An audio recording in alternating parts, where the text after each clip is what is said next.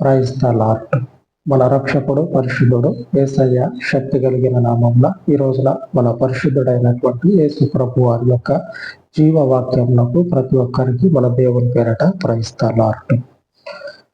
జీవవాక్యము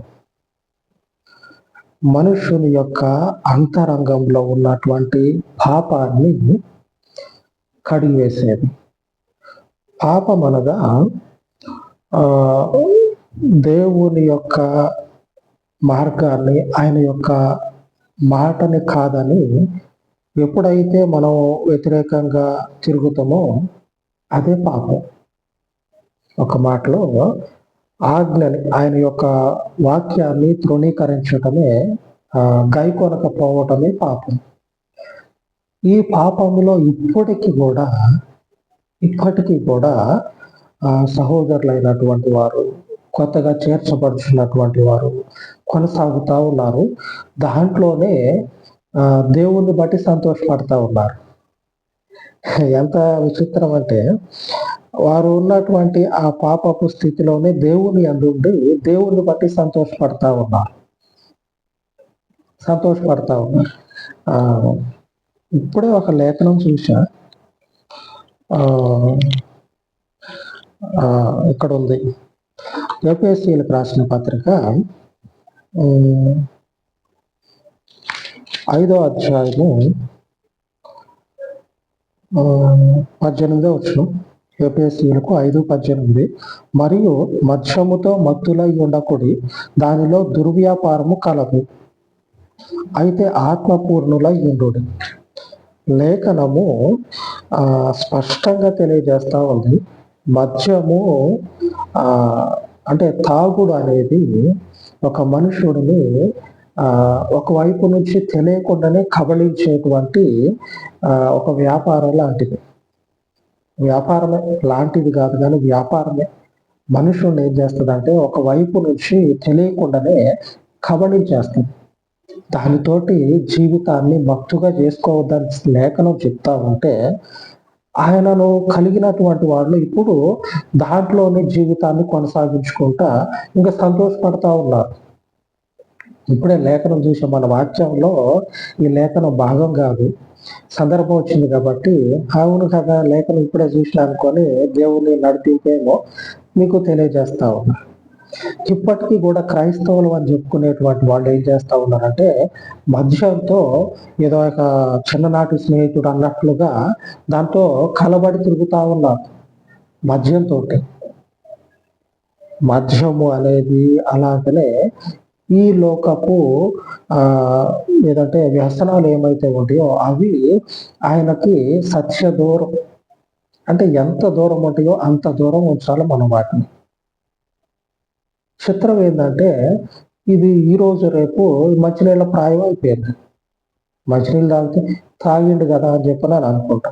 మందు తాగితే ఈ రోజు కూడా మంచినీళ్ళలాగే అనుకుంటా ఉన్నా. అది మనకి దూరం. ఇప్పుడు క్రైస్తవులైనటువంటి వాళ్ళకి ఈ మాట చెప్తే ఒక ఏదో జీర్ణించుకోలేని విధంగా ఉంటుంది. అంటే మింగుడు పడదు, ఒక పట్టాన మింగుడు పడదు. లేఖనం చెప్తా ఉంది కదా. ఈరోజు మన వాక్యాన్ని ధ్యానించుకుందాం. ఈ రోజున మన పరిశుద్ధ వాక్య ధ్యానంలో భాగంగా కీర్తన గ్రంథము 5వ అధ్యాయము 11వ వచనం. నిన్ను ఆశ్రయించు వారందరూ సంతోషించుదురు. దేవునిని ఆశ్రయించేటువంటి వాళ్ళందరూ కూడా సంతోషపడతారంట. మరి సంతోషం అనేది బాగానే ఉంది. మరి సంతోషపడేటువంటి వాళ్ళు ఒక పక్క ఆయనకి ఇష్టం లేని పనులు చేసుకుంటా పడేటువంటి సంతోషం ఎంతవరకు శాశ్వతం? శాశ్వతం? ఆయనను ఆశ్రయించినటువంటి మనము సంతోషిస్తా ఉన్నాం, మంచిదే. సంతోషంగా ఉండటం మంచిదే. మరి ఈ సంతోషము ఎంతవరకు సమంజసం? దేవునిని బట్టి, దేవునిలో ఉండి. ఈ మద్యంతో ఇంకా ఉన్నాయి. 1 కాదు 2 కాదు, ఇట్లా చెప్పుకుంటా పోతే ఇంకా ఉన్నాయి. సింపుల్గా ఉంటే ఏంటంటే మనకి ఎదుటిన్నటువంటి వారు ఒకరు మనకి విరోధంగా ఏదన్నా ఒక చిన్న పని చేశారు అనుకోండి, అంత ఎత్తున లెగిసి పడేటువంటి వాళ్ళు చాలా మంది ఉంటారు. ఇక అందుకుంటారు, ఇక తిట్ల దండకు అందుకుంటారు. ఇక వాళ్ళ నోట నుంచి రాని మాట అంటూ ఉండదు. ఈ రోజు రేపు మామూలు అయిపోయింది. మన మనకెవరన్నా ఏదన్నా ఒక మాట అన్నారు అనుకోండి, మనం అట్లా కాదు ఇట్లా అని చెప్పినా ఒకటి రెండు మాటలు మాట్లాడాలి. సందర్భం ఉంటే తప్పు మాట్లాడాలి అనుకుంటే ఒకటి రెండు మాటలు మాట్లాడాలి. అది కూడా సమాధానకరంగా మాట్లాడేసి పక్కకి పెట్టేయాలి. ప్రభువు చూసుకుంటాడు. ఆయన ముందు ఏ నాలుక ఆడదు, ఏ మనుషుడు తలెత్తుకొని తిరగడు. అదైతే సత్యం. ఆయన యొక్క వాక్యము సెలవిస్తూ ఉంది. ఆయన ముందు నాలుక ఆడించేటువంటి వాడైనా సరే, ఆయన ముందు అధికారముతోటి విర్రవీగేటువంటి వాడైనా సరే, నిలబడ్డట్టు కానీ, ఫలించినట్లు కానీ, అభివృద్ధి చెందినట్లు కానీ, అటు వాని వ్యక్తిగత జీవితంలో ఉండదు, అలాగనే వాని కుటుంబంలో కూడా అంతకంటే ఉండదు. అంటే ఏమవుతుందంటే, ఆయన ఎందున్నటువంటి వారి యొక్క జీవితాలకు ఆయన ఏం చేస్తాడంటే సరి అయినటువంటి కాపుదాలను ఇస్తాడు. సరి అయినటువంటి కాపుదాల ఎదుటిన్నటువంటి వాని విషయంలో ఆయన చూస్తాడు. వాడు మాట్లాడినన్ని రోజులు మాట్లాడి వానికి ఒకనొక సమయము దేవుడు నిర్ణయించి పెడతాడు. దేవునికి స్తోత్రం. పరిశుద్ధుడైనటువంటి ఆయన యొక్క అధికారానికి మహిమ కలుగును కాక. ఆయన సమస్తాన్ని కూడా అధికారం చేత పట్టుకొని ఉన్నాడు ఈ భూమి మీద. ఆకాశంలో మొదటి నుంచి ఉన్నది, ఈ భూమి మీద ప్రభు ద్వారా అధికారాన్ని చలాయిస్తా ఉన్నాడు తండ్రి దేవుడు. ప్రభువుకి క్రీస్తుకి అధికారం ఉంది. ఆయన అధికారము చేత ఏం చేస్తాడంటే ఆ ఎదుటి ఉన్నటువంటి వారి యొక్క సమస్త బలాన్ని కూడా బూడిదకు మార్చేస్తాడు. ఇకపోతే లేఖనాల్లో చూసినట్లయితే ఈ రకమైనటువంటి జీవితాలు కలిగినటువంటి వాళ్ళు సైతం కూడా అసలు వాళ్ళే ఏం చేస్తా ఉన్నారంటే ఆ సంతోషం అనేది ఎటుపోయిందో తెలియదు. దేవుణ్ణిలో ఉన్నాము అనేటువంటి ఆలోచన అయితే బలంగా ఉంటది. కానీ మిగిలినటువంటి విషయాల్లో చూస్తే ఇదిగో ఇట్లాగా ఆయనకి వ్యతిరేకంగా నిలబడి ఉంటారు. ఆయనకి విరుద్ధంగా జీవిస్తూ ఉంటారు. ఆయన కోరుకున్నటువంటి విధంగా ఒక మనుషుడు జీవించటం అనేది ఎప్పుడు జరుగుతుందంటే ఇటువంటి క్రియలన్నిటిని కూడా ఇట్లాంటి ఈ క్రియలు ఏమైతే ఉంటాయో వాటిని అన్నిటిని కూడా తొక్కేసేయాలి. జీవితంలో నుంచి దూరంగా విసిరివేయాలి, నెట్టేసేయాలి పక్కకి. ఎందుకు మనకి లేఖనం చెప్తా ఉంది, ఆయనను మనం ఆశ్రయించినమంటే వెనుక ఉన్నటువంటి ఆ సమస్తమైనటువంటి విరోధమైనటువంటి జీవవాక్యానికి జీవితానికి విరోధమైనటువంటి ఆ చీకటి క్రియలన్నిటిని కూడా దూరంగా నెట్టేయాలి, దూరంగా విసిరేయాలి. లేని ఎడల పరిస్థితి ఎలాగుంటుందంటే భయంకరంగా మారుతుంది. ఆయనను ఆశ్రయించి ఫలితం ఏముంటది? పేరుకే అట్లాగా స్టిక్కర్ తీసుకుంటారు చూడండి, అట్లాగా దేవుని వారం అని చెప్పనని పేరుకే ఉంటాం, కానీ నిజానికి ఆత్మీయంగా ఆ నడిపింపు అనేది ఆ యొక్క సంతోషం అనేది జీవితంలో ముఖం మీద కనపడదు. జీవితంలో కనపడాలి అంటే వాటిని తీసేయాలి. లేఖనం హెచ్చరిక చేస్తా ఉంది. అదే ఎఫెసీయులకు రాసిన పత్రిక 5వ అధ్యాయము 8వ వచనంలో రాయబడి ఉంది, మీరు పూర్వమందు చీకటి అయి ఉంటిరి, ఇప్పుడైతే ప్రభువునందు వెలుగై ఉన్నారు. పూర్వమందు ఏ చీకటి? ఆ మధ్యమే.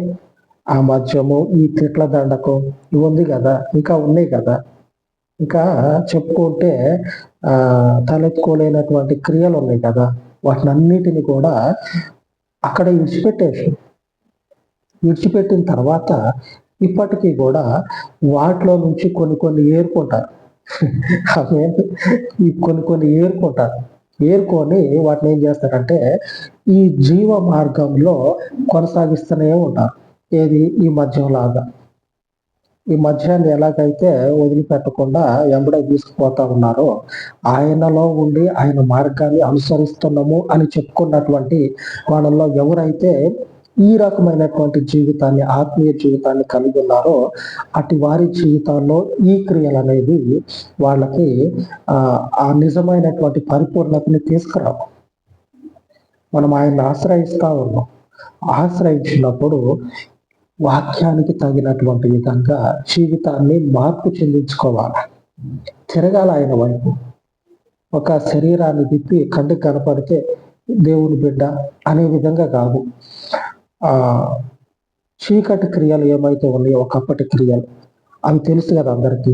వాటిని అన్నిటినీ పూర్తిగా విసర్జించి ప్రభువునందు వెలుగై ఉన్నాం. మనం ప్రభువునందు వెలుగై ఉన్నాం. ఆ వెలుగుని భౌతికంగా కనపరచడంతో పాటుగా ఒకనొక స్థితిలో మనకున్నాయి చూడండి. ఏదైతే చెప్పుకోలేనివి ఏమైతే ఉన్నాయో అవి ఉన్నాయి కదా, వాటిని ఈ వెలుగు కలిగినటువంటి జీవితంలో పూర్తిగా తీసేయాలి. మన లేఖనము ధ్యానం అదే కదా. కీర్తనకారుడు చెప్తా ఉన్నాడు, ఆయనను ఆశ్రయించినటువంటి ప్రతి ఒక్కరు కూడా సంతోషిస్తారంట. ఆయనను ఆశ్రయించినటువంటి ప్రతి ఒక్కరు కూడా సంతోషపడతారు. మరి ఇంత చేస్తా ఉన్నాం, దేవుళ్ళలో ఇంతగా ఎదుగుతా ఉన్నాం.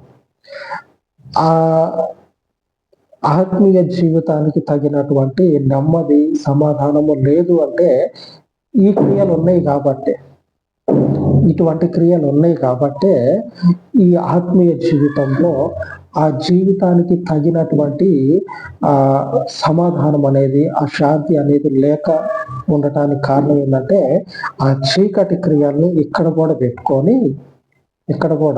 పెట్టుకొని వీటిని మనతో పాటు మోసుకుంటూ తిరుగుతూ ఉన్నాం కాబట్టి ఈ అసమాధానం అనేది కలుగుతా ఉంది. ఆయనను మనము వెంబడిస్తా ఉన్నాం.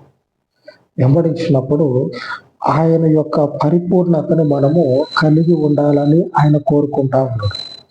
ఆయన పరిపూర్ణతను కలిగినప్పుడు ఏం చేయాలంటే, మిగిలినటువంటి వాటిని ఏరుకొని తెచ్చుకున్న చూడండి, వాటిని శాంతం తీసేయాలి.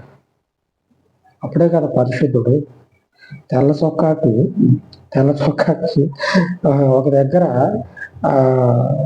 చింపేసి ఆ చింపిన దగ్గర నల్ల బట్టేసి కుడితే ఆ షర్టుకి ఉన్నటువంటి విలువ అనేది కోల్పోవటమే కాకుండా చూడటానికి వికారంగా ఉంటుంది.